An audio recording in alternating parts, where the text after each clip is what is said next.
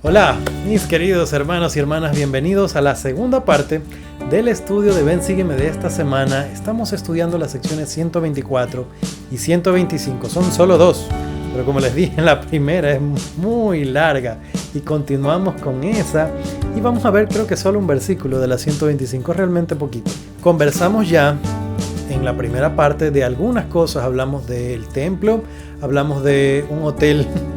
Si no lo vieron, vayan a escuchar. Hoy vamos a conversar de algunos asuntos adicionales que todavía nos quedan de esta sección. Yo soy Daniel Ampudialazo, este es el estudio de Ven Sígueme, bienvenidos.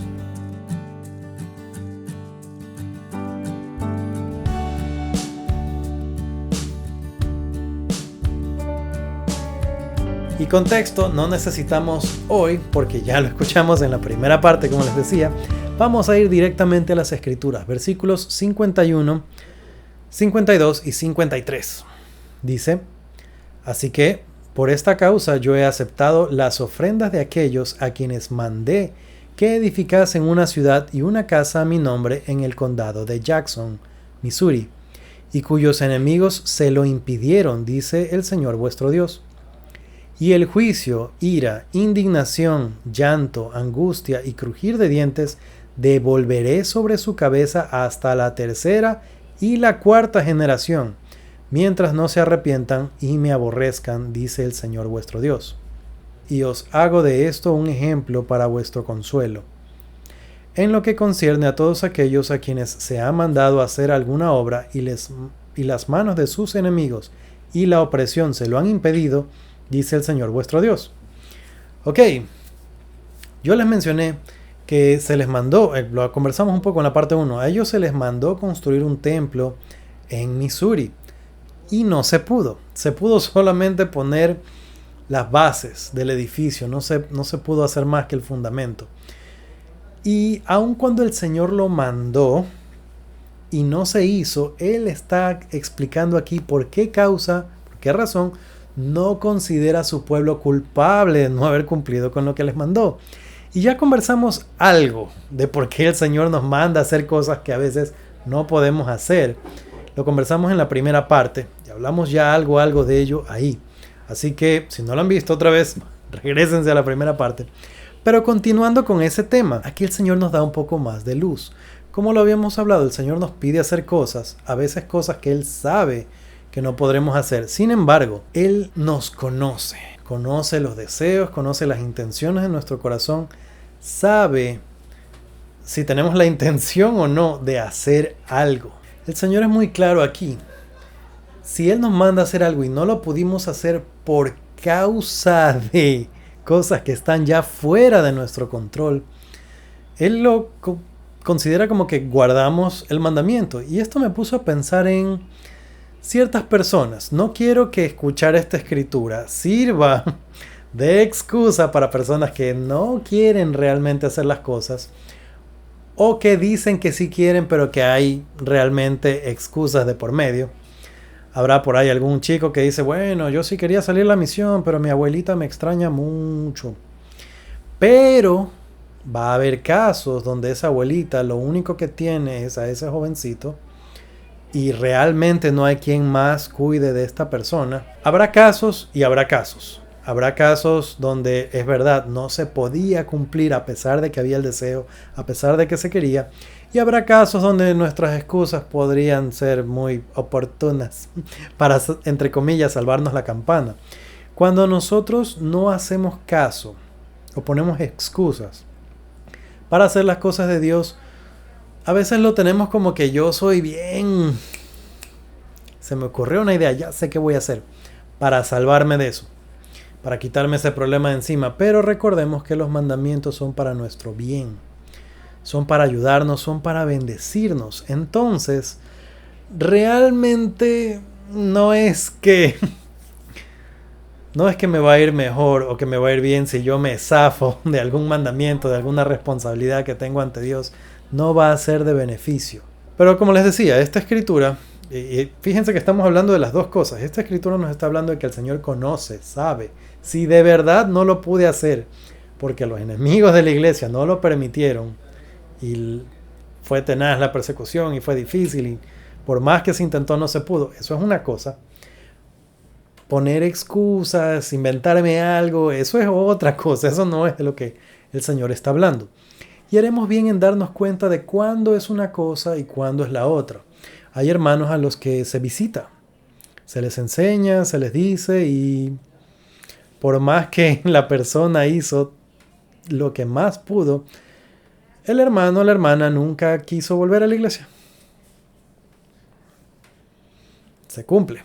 No es que nosotros fracasamos, no es que le fallamos a Dios, no es que Él nos va a tener por pecadores, por no haber cumplido con Él, con sus palabras y con sus propósitos.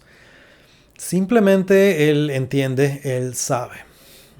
Y conversamos en la primera parte acerca de Hiram y que el Señor lo amaba por ser íntegro. Si nosotros somos íntegros, si el Señor conoce, si Él sabe que estamos comprometidos con Él, que realmente deseamos lo mejor para nuestros hermanos, para nuestra familia, si de corazón nosotros hacemos las cosas sin hipocresía, Él sabe. Y cuando no salen las cosas, Él no se va contra nosotros. Me gusta el lenguaje de las Escrituras porque Él dice que Él acepta nuestra ofrenda. Qué lindas palabras, porque Él reconoce nuestro esfuerzo, reconoce que lo estamos intentando. Y si lo estamos realmente tratando y no sale, no funciona, no podemos, pero si de verdad, de corazón lo estamos intentando, Él lo sabe. Lo sabe y acepta nuestra ofrenda. Muy bien, vamos a avanzar a los versículos 115 y 116. Vamos a hablar de un hermano en particular, o más bien no vamos a hablar de ese hermano en particular porque lo vamos a aplicar a nosotros. Leamos.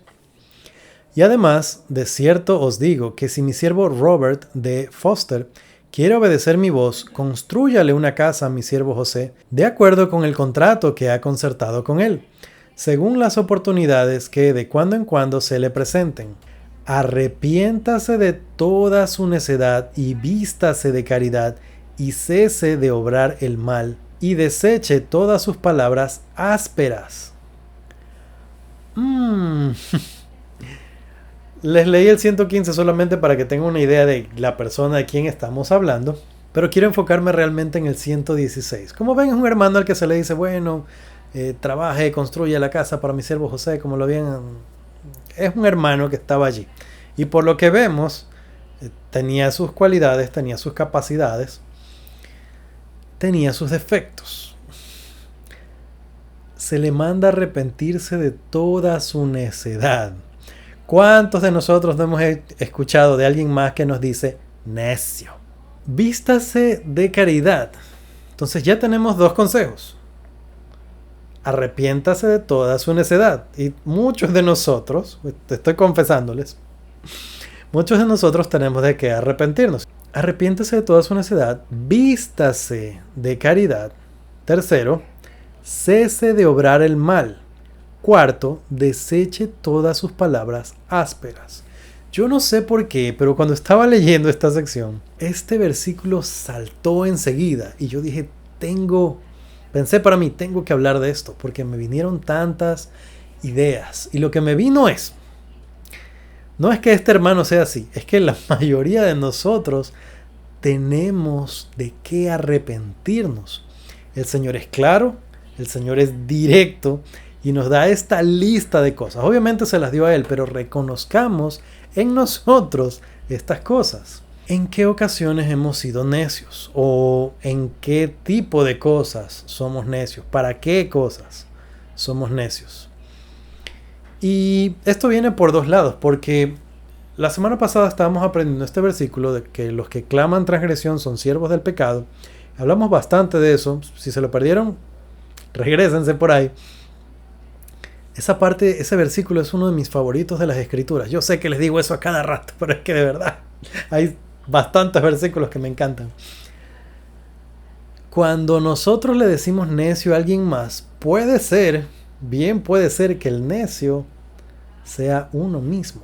Entonces tenemos de qué arrepentirnos. Y si yo tengo la tendencia, si yo tengo esto, que le quiero decir a alguien más que es necio y se lo quiero decir, de pronto puede ser que es porque yo soy necio. Y como no me hace caso de lo que le estoy diciendo y quiero que haga lo que yo digo, entonces, a mi criterio, él o ella es el necio. Entonces deberíamos buscar, remover entre nuestros pensamientos, sentimientos y ver si es que de pronto el necio soy yo. Y esta es una frase que me gusta mucho de Star Wars, que lo dice Obi-Wan Kenobi a Luke Skywalker, que le dice: ¿quién es más necio? ¿El necio o el necio que le sigue? Cuidémonos también de quién está alrededor de nosotros, con quién andamos y en qué cosas nos metemos. Todas estas son síntomas de necedad. Ahora, esto es algo que podemos conversar en casa, conversar con nuestra familia, hablarlo de largo, libremente, y pensar: ¿cuándo he sido necio? ¿Cuándo somos necios? Es un buen consejo preguntarle a nuestras mamás: mamá, ¿para qué cosa soy necio yo? Y nos va a decir, porque nuestra mamá nos conoce. Entonces, esta es la primera parte: arrepentirnos de toda nuestra necedad. No parcialmente, no un poquito, de toda nuestra necedad. Siguiente, vístase de caridad. En el libro de Mormón, Moroni 7:45, aprendimos que la caridad es el amor puro de Cristo. Cuando se nos dice vístase de caridad, se nos dice que tenemos que ser llenos de este amor del que habló Pablo, del que habló Moroni. Este amor que podemos leerlo en esos versículos, puede ser un buen ejercicio leerlo en casa y notar todas las cosas, todas las maneras en las que se describe el amor. Ahora, yo no voy a tomar el tiempo en este momento para hacer todo eso, pero es algo que podemos hacer en casa con nuestra familia. Lo que sí quisiera recordar es que en Moroni 7 se nos aclara que para obtener ese amor, la caridad, el amor puro de Cristo, se nos piden dos cosas. Número 1, ser discípulos verdaderos de Jesucristo. Y número 2, pedir. Pedir que seamos llenos de ese amor. Cuando nosotros vemos a otras personas y somos duros para juzgar, cuando veo a alguien más y me cae mal, me cae gordo, así. Lo veo y es que no lo soporto más. No soy lleno de caridad. Si yo tengo estos sentimientos, si no tengo paciencia con las personas, no soy lleno de caridad. Vístase de caridad. Fue el consejo para ese hermano, es el consejo para nosotros. Si detectamos estas cosas de las que les estoy casi que bromeando, tenemos que mejorar. Cese de obrar el mal. ¿Qué cosas no estamos haciendo bien? ¿Qué cosas estamos haciendo mal? Hay que dejarlas. Hay que quitarlas. Cese de obrar el mal. Deseche todas sus palabras ásperas. Yo he conversado con ustedes varias veces que cuando Jesucristo vino a las Américas, ya les va a decir, hermano Daniel, ya nos lo ha dicho, se los voy a seguir diciendo.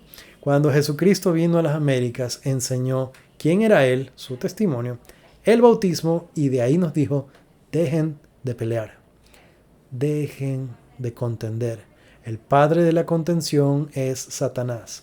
Deseche todas sus palabras ásperas.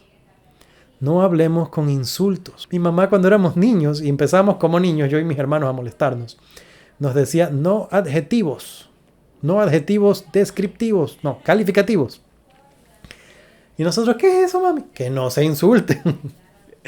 No hay que tonto, que bruto, que quién sabe qué otras cosas más. No me acuerdo qué decíamos. Nunca éramos demasiado groseros, pero tal vez sí algo rudos. Deseche todas sus palabras ásperas. ¿Hay malas palabras en nuestro vocabulario? Hay palabras que no deberíamos decir, que estamos diciendo. Estamos siendo excesivamente groseros, grotescos, rudos. Estamos usando adjetivos calificativos para referirnos a nuestros familiares o a nuestros hermanos de la iglesia. Somos prontos a poner apodos y a burlarnos de otros. Deseche todas sus palabras ásperas. estos consejos no son solo para ellos. Estos consejos no eran solo para este hermano Robert D. Foster. Podemos encontrar en los errores de este hermano, en sus debilidades, los nuestros. Y quisiera ser muy enfático en eso, dar bien duro ahí. Porque siento que hay mucho de los que nos podemos arrepentir, mucho que debemos cambiar. Siento yo que estamos lastimando a otras personas. En la conferencia general se nos habló. Conversamos en la parte 1 acerca de ser buenos anfitriones, de recibir bien a otras personas, sus costumbres. Y yo les hablé de cómo en Ecuador hemos recibido, y me imagino que en varios países de Latinoamérica también, muchos venezolanos. Yo he aprendido a conversar con ellos, comer su comida, apreciar muchas de sus cosas, ver lo trabajadores que son, los buenos que son. Podemos enfocarnos en las cosas buenas de otras personas. En la conferencia se nos habló mucho, casi hasta las lágrimas, de ser buenos con otras personas, con quienes piensan diferente, con quienes actúan diferente. Mis queridos, amados hermanos y hermanas, de todo corazón les agradezco por estar aquí con nosotros. Les agradezco por sus lindos comentarios. A veces ya en serio que no sé qué decirles. Me llena de gozo y de humildad.